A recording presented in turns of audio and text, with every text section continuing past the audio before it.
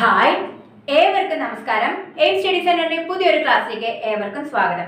അപ്പോൾ നമ്മളിപ്പോൾ നമ്മുടെ PSC ബുള്ളറ്റിനെ ബേസ് ചെയ്തുകൊണ്ട് ഒരു സീരീസ് സ്റ്റാർട്ട് ചെയ്തിരിക്കുകയാണ് അല്ലേ. അതിലത്തെ പ്രധാനപ്പെട്ട കറണ്ട് അഫയേഴ്സ്, ലേറ്റസ്റ്റ് ആയിട്ടുള്ള എല്ലാ ന്യൂസുകളുമാണ് നിങ്ങളുടെ മുന്നിൽ അവതരിപ്പിക്കുന്നത്. അതുമായിട്ടുള്ള ഒരു സെഷൻ തന്നെയാണ്. അപ്പോൾ ഇവിടുത്തെ പ്രധാനപ്പെട്ട ഫാക്ട്സ് ഏതൊക്കെയാണെന്ന് നോക്കാം. എപ്പോഴും പറയുന്ന പോലെ തന്നെ എഴുതി വെച്ചിട്ട് എന്ത് ചെയ്യുക, പഠിക്കുക. എഗെയിൻ ആൻഡ് എഗെയിൻ റിവിഷൻ ചെയ്താൽ മാത്രമേ എന്ത് കിട്ടുള്ളൂ, നമുക്ക് കറണ്ട് അഫയേഴ്സിന്റെ മാർക്ക് സ്കോർ ചെയ്യാൻ പറ്റുള്ളൂ. അത് ആലോചിച്ച് വെച്ചിട്ട് കറണ്ട് അഫയേഴ്സിനെ സെപ്പറേറ്റ് നോട്ട് ആക്കി തന്നെ എന്ത് ചെയ്യുക, പഠിച്ച് മുന്നോട്ട് പോവുക. അപ്പൊ നമുക്ക് എന്തൊക്കെയാണ് ഫാക്ട്സ് എന്ന് നോക്കാം.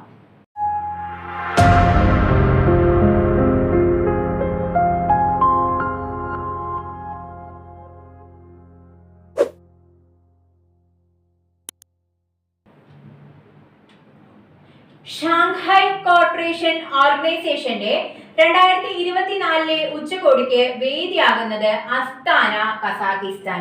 ഓക്കെ, അപ്പൊ എന്താണ് ഷാങ്ഹായ് കോർപ്പറേഷൻ ഓർഗനൈസേഷന്റെ 2024 ഉച്ചകോടിക്ക് വേദിയാകുന്ന നഗരമാണ് കസാഖിസ്ഥാനിലെ അസ്താന. ഓക്കെ, അപ്പൊ എന്താണ് അസ്താനയുടെ പ്രത്യേകത, അല്ലെങ്കിൽ എന്തിനു വേദിയാകുന്നു കസാഖിസ്ഥാനിലെ അസ്താന എന്ന് ചോദിച്ചു വെച്ചാൽ ഷാങ്ഹായ് കോർപ്പറേഷൻ ഓർഗനൈസേഷന്റെ 2024 കേട്ടോ, 24 ഇപ്പൊ കറണ്ട് ആയിട്ടുള്ള ഫാക്ട് ആണ് അല്ലെ. 2024 ഉച്ചകോടിക്ക് വേദിയാകുന്നത് അസ്താന, കസാഖിസ്ഥാൻ. ഓക്കെ, ലോകത്തിലെ ഏറ്റവും വലിയ വേസ്റ്റ് ടു എനർജി പ്ലാന്റ്, വേസ്റ്റിൽ നിന്ന് എനർജി ഉൽപ്പാദിപ്പിക്കുന്ന പ്ലാന്റ് എവിടെയാണ് നിലവിൽ വരാൻ പോകുന്നത്? ദുബായിലാണ്, UAE-യിലാണ്. ഓക്കെ, ലോകത്തിലെ ഏറ്റവും വലിയ വേസ്റ്റ് ടു എനർജി പ്ലാന്റ്, ലോകത്തിലെ തന്നെ വലുതാണ്, ലോകത്തിലെ തന്നെ ഏറ്റവും വലിയ വേസ്റ്റ് ടു എനർജി പ്ലാന്റ് നിലവിൽ വരുന്നത് എവിടെയാണ്? ദുബായ്, UAE അല്ലെങ്കിൽ ദുബായ് എന്ന് നമുക്ക് നോട്ട് ചെയ്യാം. ഹെൻലി പാസ്പോർട്ട് ഇൻഡെക്സ് 2023 പ്രകാരം ലോകത്തിലെ ഏറ്റവും ശക്തമായ പാസ്പോർട്ട് ഉള്ള രാജ്യം, നമ്മൾ മുന്നേ ക്ലാസ്സിൽ പഠിച്ചു. ഏറ്റവും ശക്തമായ പാസ്പോർട്ട് ഉള്ള രാജ്യം ജപ്പാൻ എന്ന്. ഇവിടെ വരുമ്പോൾ സിംഗപ്പൂർ ആണ്. ഓക്കെ, അപ്പോൾ കുറച്ച് വർഷങ്ങളായിട്ട് ഈ ഇൻഡെക്സിൽ നമ്മുടെ ഏഷ്യൻ കൺട്രി തന്നെയാണ് എന്ത് ചെയ്യുന്നത്, വന്നുകൊണ്ടിരിക്കുന്നത്. അപ്പൊ അതിൽ ജപ്പാൻ എന്നുള്ള ഓപ്ഷൻ ആണെങ്കിൽ അത് ശരിയാണ്, സിംഗപ്പൂരും എന്താണ് ശരിയായിട്ടുള്ള ഓപ്ഷൻ ആണ്. അപ്പൊ നമ്മൾ ഓപ്ഷൻ നോക്കുക. ജപ്പാൻ ആണെങ്കിൽ ജപ്പാൻ എന്ന് എഴുതുക, സിംഗപ്പൂർ ആണെങ്കിൽ എന്ത് ചെയ്യുക, സിംഗപ്പൂർ എന്നുള്ള ഓപ്ഷനിലേക്ക് പോവാം. ഓക്കെ, അപ്പൊ ഹെൻലി പാസ്പോർട്ട് ഇൻഡെക്സ് പ്രകാരം 2023 ലോകത്തിലെ ഏറ്റവും ശക്തമായ പാസ്പോർട്ട് ഉള്ള രാജ്യം സിംഗപ്പൂർ, ജപ്പാനും എന്താണ് കറക്റ്റ് ആയിട്ടുള്ള ആൻസർ ആണ്. ഓക്കെ, തെക്കു പടിഞ്ഞാറൻ അമേരിക്കയിലും കാലിഫോർണിയയിലും വീശിയടിച്ച ഉഷ്ണമേഖല ചുഴലിക്കാറ്റാണ് ഹിലരി. അപ്പൊ എവിടേക്കാണ് വീശിയടിച്ചത് ഹിലരി? തെക്കു പടിഞ്ഞാറൻ അമേരിക്കയിലും കാലിഫോർണിയയിലും. തെക്കു പടിഞ്ഞാറൻ അമേരിക്കയിലും കാലിഫോർണിയയിലും വീശിയടിച്ച കാറ്റാണ് ഇത് ഹിലരി. 2023 ഓഗസ്റ്റിൽ ചൈന, ജപ്പാൻ രാജ്യങ്ങളിൽ വീശിയടിച്ച ചുഴലിക്കാറ്റാണ് ഖാനൂൻ. എവിടെയൊക്കെയാണ് ഖാനൂൻ വീശിയടിച്ചത്? 2023 ഓഗസ്റ്റ് മാസത്തിൽ ചൈന, ജപ്പാൻ രാജ്യങ്ങളിൽ വീശിയടിച്ച ചുഴലിക്കാറ്റാണ് ഖാനൂൻ. ഇനി ഹിലരി ചോദിക്കുകയാണെങ്കിലോ, തെക്ക് പടിഞ്ഞാറൻ അമേരിക്കയിലും കാലിഫോർണിയയിലും വീശിയടിച്ച ഉഷ്ണ കാറ്റാണ് ഇത് ഹിലരി. ഉഷ്ണമേഖല ചുഴലിക്കാറ്റാണ് ഹിലരി. ഇനി 2023 ഓഗസ്റ്റിൽ ചൈന, ജപ്പാൻ രാജ്യങ്ങളിൽ വീശിയ ചുഴലിക്കാറ്റാണ് ഖാനൂൻ. ചൈന, ജപ്പാൻ എന്നിവിടെ വീശിയടിച്ച ചുഴലിക്കാറ്റാണ് ഖാനൂൻ. ഭൂമിയിൽ ജീവിച്ചിരിക്കുന്നതിൽ ഏറ്റവും വലുതെന്ന് കരുതുന്ന ജീവിയുടെ ഫോസിൽ കണ്ടെത്തിയ രാജ്യമാണ് പെറു. എന്താണ് ഭീമൻ തിമിംഗലത്തിന്റേതെന്ന് കരുതുന്ന ഫോസിലിന് നൽകിയ പേര് പെറുസിറ്റസ് കൊളോസസ്. അപ്പൊ എന്താണ് പേര് നൽകിയിരിക്കുന്നത്? പെറുസിറ്റസ് കൊളോസസ് എന്നാണ് പേര് നൽകിയിരിക്കുന്നത്. പെറുവിൽ നിന്നാണ് ഭൂമിയിൽ ജീവിച്ചിരുന്നതിൽ ഏറ്റവും വലുത് എന്ന് കരുതപ്പെടുന്ന ആ ഒരു ജീവിയുടെ ഫോസിൽ കണ്ടുപിടിച്ചത് പെറുവിൽ നിന്നാണ്. പേര് കൊടുത്തിരിക്കുന്നത് എന്താണ്? പെറുസിറ്റസ് കൊളോസസ് എന്നാണ്. ഭീമൻ തിമിംഗലത്തിന്റേതാണ് ഈ ഫോസിൽ എന്ന് കരുതപ്പെടുന്നു. ഓക്കെ, ലോകത്തിലെ ഏറ്റവും വലിയ ആഡംബര കപ്പലാണ് ഏത്? ഐക്കൺ ഓഫ് ദി സീസ്. അപ്പൊ സീലുള്ള ഐക്കൺ ആണ് എന്ന് ആലോചിച്ച് വെക്കുക. ഏറ്റവും എന്താണ് ആഡംബര കപ്പലാണ് ഐക്കൺ ഓഫ് ദി സീസ് ആണ് ലോകത്തിലെ ഏറ്റവും വലിയ ആഡംബര കപ്പൽ. ആഫ്രിക്കൻ രാജ്യങ്ങളുടെ ആദ്യ കാലാവസ്ഥാ ഉച്ചകോടി നടന്നത് കെനിയയിലാണ്. ആഫ്രിക്കൻ രാജ്യങ്ങളുടെ ആദ്യത്തെ കാലാവസ്ഥാ ഉച്ചകോടി നടന്നത് എവിടെയാണ്? കെനിയയിലാണ്. ആഫ്രിക്കൻ രാജ്യങ്ങളുടെ ആദ്യത്തെ കാലാവസ്ഥാ ഉച്ചകോടി നടന്നത് എവിടെയാണ്? കെനിയയിലാണ്. ആഫ്രിക്കൻ രാജ്യങ്ങളുടെ ആദ്യ കാലാവസ്ഥാ ഉച്ചകോടി നടന്നത് കെനിയ. 2023 ടൈം മാഗസിൻ റിപ്പോർട്ട് പ്രകാരം ലോകത്തിലെ ഏറ്റവും മികച്ച കമ്പനിയാണ് മൈക്രോസോഫ്റ്റ്. ഓക്കെ, അപ്പൊ മൈക്രോസോഫ്റ്റ് ആണ് 2023 വർഷം നോട്ട് ചെയ്യണം. 2023 ടൈം മാഗസിൻ റിപ്പോർട്ട് പ്രകാരം ലോകത്തിലെ ഏറ്റവും മികച്ച കമ്പനി മൈക്രോസോഫ്റ്റ് ആണ്. സെക്കൻഡ് പൊസിഷൻ ആണ് ആപ്പിളിന്. ഓക്കെ, ഏത് രാജ്യത്ത് നടന്ന ജനകീയ പ്രതിഷേധമാണ് ജസ്റ്റിസ് ഫോർ നഫേൽ? ജസ്റ്റിസ് ഫോർ നഫേൽ എന്ന പ്രതിഷേധം ഏത് രാജ്യത്തെ ജനകീയ പ്രതിഷേധമാണ്? ഫ്രാൻസ് ആണ് കേട്ടോ. ജസ്റ്റിസ് ഫോർ നഫേൽ, ജസ്റ്റിസ് ഫോർ നഫേൽ എവിടെയാണ്? ഫ്രാൻസ് ആണ് എന്ന് നോട്ട് ചെയ്ത് വെക്കുക. കനേഡിയൻ സ്ഥാപനമായ ഫ്രേസർ ഇൻസ്റ്റിറ്റ്യൂട്ടിന്റെ റിപ്പോർട്ട് പ്രകാരം ലോകത്തെ ഏറ്റവും സ്വതന്ത്ര സമ്പദ് വ്യവസ്ഥ എന്ന പദവി സ്വന്തമാക്കിയ രാജ്യം സിംഗപ്പൂരാണ്. എന്തിന്റെ റിപ്പോർട്ട് പ്രകാരം? കനേഡിയൻ സ്ഥാപനമായ ഫ്രേസർ ഇൻസ്റ്റിറ്റ്യൂട്ടിന്റെ റിപ്പോർട്ട് പ്രകാരം ലോകത്തിലെ ഏറ്റവും സ്വതന്ത്ര സമ്പദ് വ്യവസ്ഥ എന്ന പദവി സ്വന്തമാക്കിയ രാജ്യം ഏതാണ്? സിംഗപ്പൂരാണ്. എലോൺ മസ്കിന്റെ XAI എന്ന കമ്പനി തുടങ്ങിയ ചാറ്റ് ബോട്ട് ആണ് ഗ്രോക്ക്. എന്താണ് ചാറ്റ് ബോട്ട്? എലോൺ മസ്കിന്റെ XAI എന്ന കമ്പനി തുടങ്ങിയ ചാറ്റ് ബോട്ട് ആണ് ഗ്രോക്ക്. ഈ വർഷത്തെ വാക്കായി US നിഘണ്ടുവായ മറിയം വെബ്സ്റ്റർ തിരഞ്ഞെടുത്ത പദമാണ് ഓതന്റിക്. ഓക്കെ, ഓതന്റിക് ആണ് എന്ത് ഈ വർഷത്തെ നിഘണ്ടുവില് വാക്കായിട്ട്, വേർഡായിട്ട് അല്ലെ, നിഘണ്ടുവായ മറിയം വെബ്സ്റ്റർ തിരഞ്ഞെടുത്ത വാക്കാണ് ഓതന്റിക്. ഓക്കെ, അപ്പൊ നമുക്ക് ഒന്നുകൂടെ ഒന്ന് റിവൈസ് ചെയ്യാം.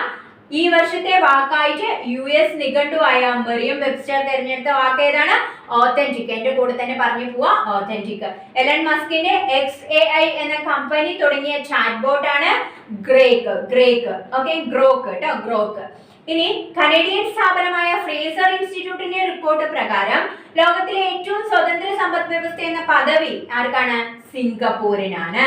ഇനി ഏത് രാജ്യത്ത് നടന്ന ജനകീയ പ്രതിഷേധമാണ്? ജസ്റ്റിസ് ഫോർ നഫേൽ, ഫ്രാൻസ് ആണ്.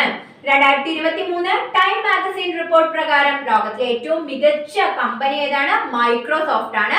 സെക്കൻഡ് പൊസിഷൻ ആർക്കാണ്? ആപ്പിളിനാണ്. ടൈം മാഗസിന്റെ റിപ്പോർട്ട് പ്രകാരം. ആഫ്രിക്കൻ രാജ്യങ്ങളുടെ ആദ്യ കാലാവസ്ഥാ ഉച്ചകോടി എവിടെയാണ്? കെനിയയിലാണ് നടന്നത്. ലോകത്തിലെ ഏറ്റവും വലിയ ആഡംബര കപ്പൽ ഏതാണ്? ആഡംബരം എന്ന് പറയുമ്പോൾ തന്നെ നമുക്ക് അതിന്റെ വാക്കിലുണ്ട് അല്ലെ, ഐക്കൺ ഓഫ് ദി സീസ്. സീല ഐക്കൺ ആണെന്ന് ആലോചിക്കുക. അപ്പൊ ഐക്കൺ ഓഫ് ദി സീസ് ആണ് ലോകത്തിലെ ഏറ്റവും വലിയ ആഡംബര കപ്പൽ, ഐക്കൺ ഓഫ് ദി സീസ്. ഇനി ഭൂമിയിൽ ജീവിച്ചിരുന്നതിൽ ഏറ്റവും വലുത് എന്ന് കരുതുന്ന ജീവിയുടെ ഫോസിൽ കണ്ടെടുത്തു. എവിടെ നിന്നാണ് കണ്ടെടുത്തത്? പെറുവിൽ നിന്നാണ് കണ്ടെടുത്തത്. അത് ഭീമൻ തിമിംഗലത്തിൻ്റെതാണ് എന്ന് കരുതുന്നു. പെറുസിറ്റസ് കൊളോസസ് എന്നാണ് അതിന് നൽകിയ പേര്. പെറുന്ന് കണ്ടെത്തുകൊണ്ട് പെറുസിറ്റസ് കൊളോസസ്. ഓക്കെ, ഭൂമിയിൽ ജീവിച്ചിരുന്നതിൽ ഏറ്റവും വലിയ ജീവിയായിരുന്നു അത്. 2023 ഓഗസ്റ്റിൽ ചൈന, ജപ്പാൻ രാജ്യങ്ങളിൽ വീശിയ ചുഴലിക്കാറ്റാണ് ഖാനൂൻ. ഹിലരി എവിടത്തെയാണ്? അതായത് തെക്ക് പടിഞ്ഞാറൻ അമേരിക്കയിലും കാലിഫോർണിയയിലും വീശിയ ഉഷ്ണമേഖല ചുഴലിക്കാറ്റാണ് ഹിലരി. അടുത്തത് ഷാങ്ഹായ് കോർപ്പറേഷൻ ഓർഗനൈസേഷന്റെ 2024 ഉച്ചകോടിക്ക് വേദിയായത് എവിടെയാണ്? അസ്താന, കസാഖിസ്ഥാനിലെ അസ്താനയാണ്. ലോകത്തിലെ ഏറ്റവും വലിയ വേസ്റ്റ് ടു എനർജി പ്ലാന്റ് എവിടെയാണ് തുടങ്ങുന്നത്? UAE അല്ലെങ്കിൽ ദുബായിലാണ്. ഹെൻലി പാസ്പോർട്ട് ഇൻഡെക്സ് 2023 പ്രകാരം ലോകത്തിലെ ഏറ്റവും ശക്തമായ പാസ്പോർട്ട് ഉള്ള രാജ്യം ഏതാണ്? സിംഗപ്പൂർ. ജപ്പാൻ ഉണ്ടെങ്കിൽ ജപ്പാനും കറക്റ്റ് ആയിട്ടുള്ള ഓപ്ഷനാണ്. ഓക്കെ,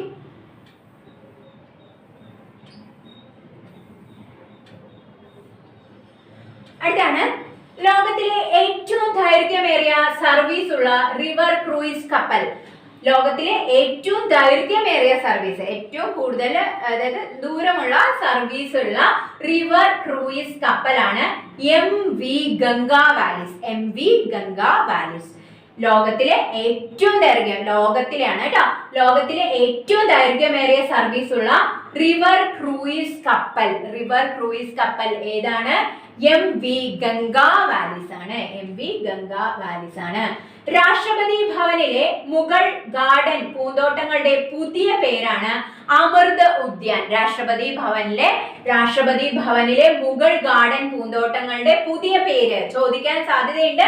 രാഷ്ട്രപതി ഭവനിലെ മുഗൾ ഗാർഡൻ പൂന്തോട്ടങ്ങളുടെ പുതിയ പേരാണ് അമൃത് ഉദ്യാൻ. ഉദ്യാൻ പറ പൂന്തോട്ടം അല്ലെ, അമൃത് ഉദ്യാൻ. ബ്രിട്ടീഷ് പ്രധാനമന്ത്രിയുടെ പോയിന്റ്സ് ഓഫ് ലൈറ്റ് പുരസ്കാരം നേടിയ ഇന്ത്യൻ വംശജനാണ് നവ്ജോത് സാവ്നി. കൈകൊണ്ട് തിരിക്കാവുന്ന അലക്ക് യന്ത്രം കണ്ടുപിടിച്ചതിനാണ് അദ്ദേഹത്തിന് ബ്രിട്ടീഷ് പ്രധാനമന്ത്രിയുടെ പോയിന്റ്സ് ഓഫ് ലൈറ്റ് പുരസ്കാരം നേടിയ ഇന്ത്യൻ വംശജൻ ആരാണെന്ന് ചോദിച്ചാൽ നവ്ജോത് സാവ്നി. എന്താണ് അദ്ദേഹത്തിന്റെ കണ്ടുപിടുത്തം ചോദിച്ചാൽ കൈ കൊണ്ട് തിരിക്കാവുന്ന അലക്ക് യന്ത്രം കണ്ടുപിടിച്ചതിനാണ് അദ്ദേഹത്തിന് എന്ത് കിട്ടിയത്? ഈ അവാർഡ് കിട്ടിയത്. ഔറംഗാബാദിന്റെ പുതിയ പേരാണ് ഛത്രപതി സാംബജി നഗർ.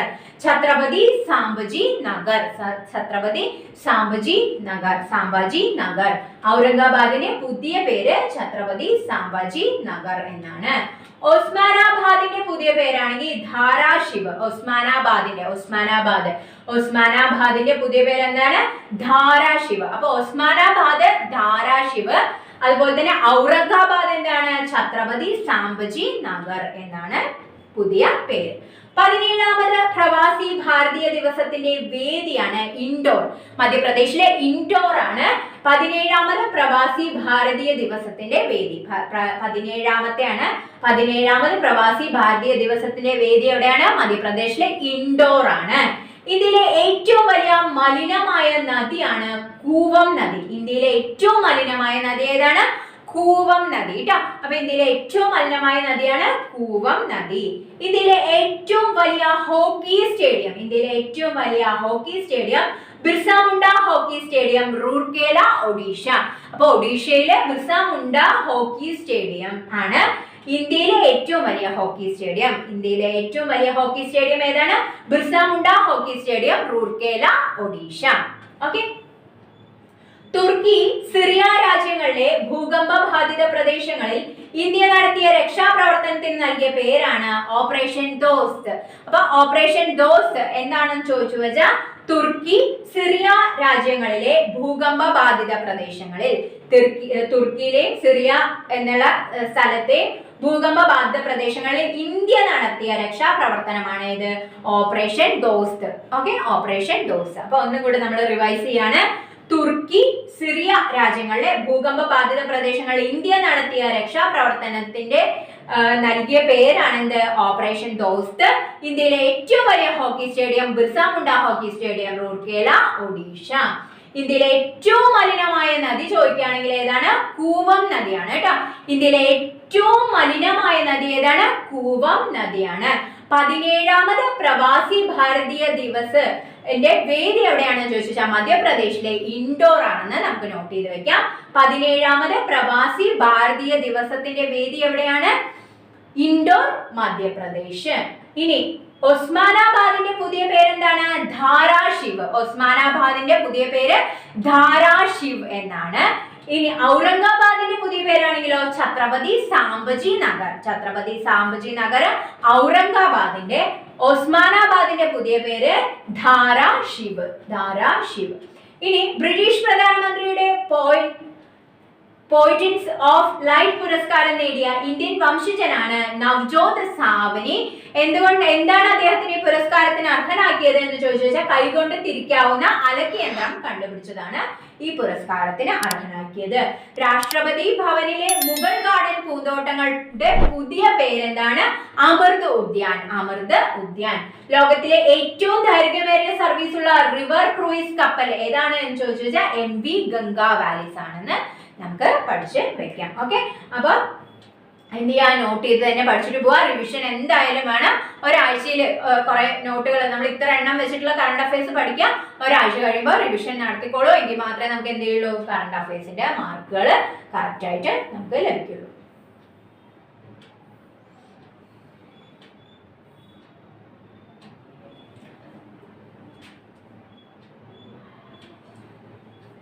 അടുത്താണ് ലോകത്തിലെ ഏറ്റവും ഉയരം കൂടിയ യുദ്ധഭൂമിയായ സിയാച്ചിനിൽ ജോലി ചെയ്യുന്ന ആദ്യ വനിതാ ഓഫീസർ ക്യാപ്റ്റൻ ശിവ ചൗഹാൻ. ലോകത്തിലെ ഏറ്റവും ഉയരം കൂടിയ യുദ്ധഭൂമിയാണ് സിയാച്ചിൻ ഗ്ലേസിയർ അല്ലെ, നമുക്കറിയാം. സിയാച്ചിനിൽ സ്ഥിതി ചെയ്യുന്ന ജോലി ചെയ്യുന്ന ആദ്യ വനിതാ ഓഫീസറാണ് ക്യാപ്റ്റൻ ശിവ ചൗഹാൻ. ക്യാപ്റ്റൻ ശിവ ചൗഹാൻ ലോകത്തിലെ ഏറ്റവും ഉയരം കൂടിയ യുദ്ധഭൂമിയായ സിയാച്ചിനിൽ ജോലി ചെയ്യുന്ന ആദ്യ വനിതാ ഓഫീസറാണ് ക്യാപ്റ്റൻ ശിവ ചൗഹാൻ. അപ്പൊ വനിതകൾ എവിടെ എത്തി? നമ്മുടെ ഏറ്റവും വലിയ യുദ്ധഭൂമിയായ സിയാച്ചിൻ ഗ്ലേസിയർ നമ്മൾ സ്പർശിച്ചു അല്ലെ. അപ്പൊ അവിടെ ജോലി ചെയ്യുന്ന വനിതാ ഓഫീസറാണ് ക്യാപ്റ്റൻ ശിവ ചൗഹാൻ. ആദ്യ വനിത കൂടിയാണ് അവര്. റിപ്പബ്ലിക് ദിന പരേഡിന്റെ ഭാഗമായി അവതരിപ്പിച്ച പ്ലോട്ടുകളിൽ ഒന്നാം സ്ഥാനം നേടിയ സംസ്ഥാനം ഉത്തരാഖണ്ഡ്. അപ്പൊ റിപ്പബ്ലിക് ദിന പരേഡിന്റെ ഭാഗമായി അവതരിപ്പിച്ച പ്ലോട്ടുകളിൽ ഒന്നാം സ്ഥാനം നേടിയ സംസ്ഥാനം ഏതാണ്? ഉത്തരാഖണ്ഡാണ്. ഉത്തരാഖണ്ഡാണ്. ചരിത്രത്തിൽ ആദ്യമായി കരസേനാ പരേഡ് ഡൽഹിക്ക് പുറത്ത് എവിടെയാണ് നടന്നത് എന്ന് ചോദിച്ചു വെച്ചാൽ എവിടെയാണ്? ബാംഗ്ലൂരിലാണ് നടന്നത്. അപ്പൊ ഡൽഹിയിലാണ് എപ്പോഴും നടക്കുക, ഡൽഹിക്ക് പുറത്ത് വെച്ച ഒരു പരേഡ് നടന്നു. അതെവിടെയാണ്? ബാംഗ്ലൂരിലെ 75ാമത് കരസേനാ ദിനത്തിനാണ് ആ പരേഡ് നടന്നത്. അപ്പൊ റിപ്പബ്ലിക് ദിന പരേഡിന്റെ ഭാഗമായി അവതരിപ്പിച്ച പ്ലോട്ടുകളിൽ ഒന്നാം സ്ഥാനം ഉത്തരാഖണ്ഡിനാണ്. ചരിത്രത്തിൽ ആദ്യമായി കരസേനാ ദിന പരേഡ് ഡൽഹിക്ക് പുറത്ത് വെച്ച് നടന്നു. അതെവിടെയാണ്? നമ്മുടെ ബാംഗ്ലൂരിലാണ് നടന്നത്. 76ാമത്തെ കരസേന ദിനമാണ്. അടുത്തിടെ ഒത്തുതീർപ്പായ രാജ്യത്തെ ഏറ്റവും പഴക്കം ചെന്ന കേസാണ് Berhampur bank limited liquidation case. അപ്പൊ ബർഹാംപൂർ ബാങ്ക് ലിമിറ്റഡ് ലിക്വിഡേഷൻ കേസാണ് അടുത്തിടെ തീർപ്പായ ഏറ്റവും പഴക്കം ചെന്ന കേസ്. അടുത്തിടെ തീർപ്പ് കൽപ്പിച്ച ഏറ്റവും പഴക്കം ചെന്ന കേസ് ഏതാണെന്ന് ചോദിച്ചു വെച്ചാൽ ബർഹാംപൂർ ബാങ്ക് ലിമിറ്റഡ് ലിക്വിഡേഷൻ കേസാണ്. ഇന്ത്യയുടെ 74ാമത് റിപ്പബ്ലിക് ദിനാഘോഷങ്ങളിൽ, അപ്പൊ ഇന്ത്യയുടെ 74 കേട്ടോ, അത് നോട്ട് ചെയ്യണം. ഇന്ത്യയുടെ 74ാമത് റിപ്പബ്ലിക് ദിനാഘോഷങ്ങളിൽ മുഖ്യ അതിഥിയായി പങ്കെടുത്ത രാഷ്ട്ര തലവനാണ് ഈജിപ്ത് പ്രസിഡന്റായ Abdel Fattah al Sisi. Abdel Fattah al Sisi ആണ് എന്ത്? നമ്മുടെ റിപ്പബ്ലിക് ഡേ പരേഡിന്റെ മുഖ്യ അതിഥിയായിരുന്നത് ഈജിപ്ത് പ്രസിഡന്റ് ആയ അബേൽ ഫത്ത അൽ സിസി ആണ്. Smoke and ashes, a writer's journey through opium's hidden histories എന്ന കൃതി ആരുടേതാണ്? അമിതാവ് ഘോഷിന്റെയാണ് കേട്ടോ. Smoke and ashes, smoke and ashes, a writer's journey through opium's hidden histories എന്ന കൃതി ആരുടേതാണ് എന്ന് ചോദിച്ചു വെച്ചാൽ അമിതാവ് ഘോഷിന്റേതാണെന്ന് നമുക്ക് നോട്ട് ചെയ്ത് വയ്ക്കാം. സ്മോക്കും ആഷസും ഒക്കെ കണ്ടുവച്ചാൽ നോട്ട് ചെയ്യാം. Smoke, Ashes. ഓക്കെ. അതുപോലെ എന്താണ് ബാക്കിയുള്ള വാക്കുകളൊക്കെ ഒന്ന് റൈറ്റേഴ്സ് ജേർണി എന്നുള്ള പാദമൊക്കെ ഒന്ന് ആലോചിച്ച് വെച്ചിട്ട് അമിതാവ് ഘോഷിലേക്ക് കണക്ട് ചെയ്യാം. ഇന്ത്യൻ വ്യോമസേനയുടെ ഗാലണ്ടറി മെഡൽ നേടുന്ന ആദ്യ വനിതാ വ്യോമസേന ഉദ്യോഗസ്ഥയാണ് wing commander Deepika Mishra. Okay. Indian വ്യോമസേനയുടെ ഇന്ത്യൻ എയർഫോഴ്സിന്റെ ഗാലണ്ടറി മെഡൽ നേടുന്ന ആദ്യ വനിതാ വ്യോമസേന ഉദ്യോഗസ്ഥയാണ് വിംഗ് കമാൻഡറായ ദീപിക മിശ്ര. നാഗാലാൻഡ് നിയമസഭയുടെ ചരിത്രത്തിൽ ആദ്യമായി അംഗങ്ങളായി തിരഞ്ഞെടുക്കപ്പെട്ട 2 വനിതകളുണ്ട്. ആരൊക്കെയാണെന്ന് ചോദിച്ചു വെച്ചാൽ സൽഹൌത്തു ബോനുവോ ക്രൂസയും അതുപോലെ തന്നെ ഹെക്കാനി ജക്കാലു. ഹെക്കാനി ജക്കാലു. ആദ്യത്തെ പേര് ഇത്തിരി ബുദ്ധിമുട്ടാണ് അല്ലെ. അപ്പൊ ക്രൂസെ എന്ന് പഠിച്ചാൽ മതി. ഓക്കെ. നമ്മുടെ നാഗാലാൻഡിന്റെ നിയമസഭയുടെ ചരിത്രത്തിൽ ആദ്യമായി അംഗങ്ങളായി തിരഞ്ഞെടുക്കപ്പെട്ടതാണ്. അപ്പൊ നമുക്ക് ചോദിക്കാനുള്ള ചാൻസ് കൂടുതലാണ്. അപ്പൊ 2 വനിതകളാണ്. സൽഹൌത്തു ബോനുവോ ക്രൂസെ, ക്രൂസെ എന്നുള്ള പേര് ആലോചിച്ച് വെച്ചാൽ മതി. പിന്നെ ഹെക്കാനി ജക്കാലു, ഹെക്കാനി ജക്കാലു, ജക്കാലു ക്രൂസെ, ജക്കാലു ക്രൂസെ ആണ്. പിന്നെ ഇവിടെ ഒരു വലിയ പേര് കാണുമ്പോൾ നമുക്ക് ഓപ്ഷനിൽ കണ്ടുവച്ചാൽ എന്ത് ചെയ്യും? ഓർമ്മ വരും. ഓക്കെ. നാഗാലാൻഡിൽ മന്ത്രിപദത്തിലെത്തിയ ആദ്യ വനിത കൂടിയാണ് ആര്? ക്രൂസെ. ഓക്കെ. മന്ത്രിപദത്തിലും കൂടെ അവരെത്തി. ആരാണ്? സൽഹൌത്തു ബോനുവോ ക്രൂസെ. സൽഹൌത്തു ബോനുവോ ക്രൂസെ ആണ് നാഗാലാൻഡിൽ മന്ത്രിപദത്തിലും കൂടെ എത്തി. വല്ല ആവശ്യം ഉണ്ടായിരുന്നു? നമുക്ക് ഇത്രയും ബുദ്ധിമുട്ടാക്കി അല്ലെ. ഓക്കെ. അപ്പൊ അവര് എന്തായി? നാഗാലാൻഡിൽ ആദ്യമായിട്ട് തെരഞ്ഞെടുക്കപ്പെടുകയും ചെയ്തു, അതുപോലെ തന്നെ മന്ത്രിയുമായി. അടുത്തിടെ ഇന്ത്യ സന്ദർശിച്ച ജർമ്മനിയുടെ ചാൻസലർ ആണ് ഒലാഫ് ഷോൾസ്. Olaf shawls. അപ്പൊ ഷോൾ ആണെന്ന് ആലോചിക്കുക. അടുത്തിടെ ഇന്ത്യ സന്ദർശിച്ച ജർമ്മനിയുടെ ചാൻസലർ ആണ് ഒലാഫ് ഷോൾസ്. Olaf shawls. 2023 അന്താരാഷ്ട്ര കൈറ്റ് ഫെസ്റ്റിവൽ, പട്ടം പറത്തൽ അല്ലെ, കൈറ്റ് ഫെസ്റ്റിവലിന് വേദിയായത് അഹമ്മദാബാദ് ആണ്. കൈറ്റ് ഫെസ്റ്റിവൽ 2023 കൈറ്റ് ഫെസ്റ്റിവൽ എവിടെയാണ്? അഹമ്മദാബാദ്. അടുത്തിടെ ഇന്ത്യ സന്ദർശിച്ച ജർമ്മനിയുടെ ചാൻസലർ ആരാണ് ചോദിച്ചിട്ട് ഷോൾസ് ആണ്. ഒലാഫ് ഷോൾസ് ആണ്. നാഗാലാൻഡിൽ മന്ത്രിപദത്തിലെത്തിയ ആദ്യ വനിത 2 പേരാണ്. നാഗാലാൻഡ് നിയമസഭയുടെ ചരിത്രത്തിൽ തന്നെ ആദ്യമായി അംഗങ്ങളായ 2 വനിതകളാണ് ക്രൂസയും ഹെക്കാനി ജക്കാലുവും. അതിൽ ക്രൂസ എന്തായി, മന്ത്രിപദത്തിലും എത്തി. ഇനി ഇന്ത്യൻ വ്യോമസേനയുടെ ഗാലൻട്രി മെഡൽ നേടുന്ന ആദ്യ വനിതാ വ്യോമസേന മേധാവിയാണ് അല്ലെങ്കിൽ ഉദ്യോഗസ്ഥയാണ് വിംഗ് കമാൻഡർ ദീപക് മിശ്ര. അമിതാവ് ഘോഷിന്റെ കൃതിയാണ് smoke and ashes, a writer's journey through Opium hidden histories എന്ന കൃതി ആരെയാണ്, അമിതാവ് ഘോഷിന്റെയാണ്. ഇന്ത്യയുടെ 74ാമത്തെ റിപ്പബ്ലിക് ഡേ പരേഡില് അതിഥി ആരായിരുന്നു, ഈജിപ്ത് പ്രസിഡന്റായ അബേൽ ഫത്ത അൽ സിസി ആയിരുന്നു. അടുത്തിടെ തീർപ്പ് കൽപ്പിച്ച ഏറ്റവും പഴക്കം ചെന്ന കേസ് ഏതാണെന്ന് ചോദിച്ചു വെച്ചാൽ Berhampur bank limited liquidation case ആണ് എന്ന് നമുക്ക് നോട്ട് ചെയ്ത് വെക്കാം. ചരിത്രത്തിൽ ആദ്യമായിട്ട് കരസേനയുടെ ഒരു ദിന പരേഡ് എവിടെ നടന്നു, ഡൽഹിക്ക് പുറത്ത് ഒരു നഗരത്തിൽ നടന്നു. അതാണ് ബാംഗ്ലൂര്. എത്രാമത്തെയാണ്, 75ാമത്തെ കരസേന ദിനമാണ് ബാംഗ്ലൂർ വെച്ച് നടന്നത്. റിപ്പബ്ലിക് ഡേ ദിന പരേഡിന്റെ ഭാഗമായി അവതരിപ്പിച്ച പ്ലോട്ടുകളിൽ 1ാം സ്ഥാനം എവിടെയായിരുന്നു, ഉത്തരാഖണ്ഡിനായിരുന്നു. ലോകത്തിലെ ഏറ്റവും ഉയരം കൂടിയ യുദ്ധഭൂമിയായ സിയാച്ചിൻ ഗ്ലേസിയറിൽ നിന്നും ജോലി ചെയ്യുന്ന ആദ്യ വനിതാ ഓഫീസറാണ് ക്യാപ്റ്റൻ ശിവ ചൗഹാൻ.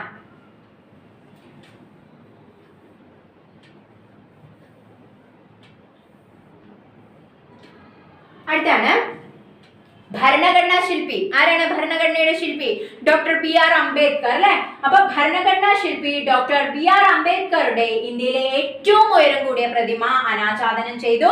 എവിടെയാണ് അനാച്ഛാദനം ചെയ്തത്, ഹൈദരാബാദ് ആണ്. അതിന്റെ ശില്പി റാം വി സുധർ ആണ്.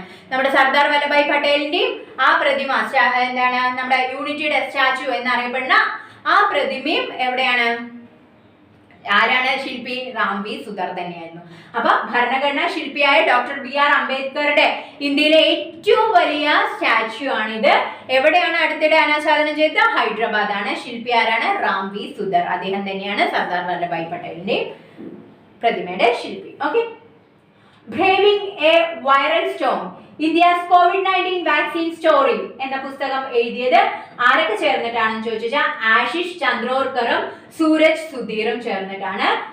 Braving A viral Storm, India's COVID-19 vaccine story എന്ന പുസ്തകം എഴുതിയവര് ആശിഷ് ചന്ദ്രോർക്കറും സൂരജ് സുധീറും. ആശിഷും സൂരജും കൂടെയാണ് എഴുതിയത്. ആശിഷും സൂരജും കൂടെയാണ് braving A viral Storm, India's COVID-19 vaccine story എന്ന പുസ്തകം രചിച്ചത്. താർക്കിക്കാരായ ഇന്ത്യക്കാർ എന്ന പുസ്തകം രചിച്ചത് അമർത്യ സെൻ ആണ്. അപ്പൊ താർക്കിക്കാരായ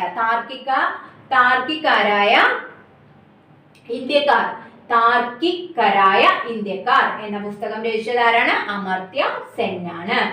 വേൾഡ് ഓഫ് സ്റ്റാറ്റിസ്റ്റിക്സിന്റെ 2023 ലിസ്റ്റ് പ്രകാരം ഏഷ്യയിലെ ഏറ്റവും സമ്പന്നനായ നടൻ ആരാണ്, ഷാരൂഖ് ഖാൻ ആണ് കേട്ടോ.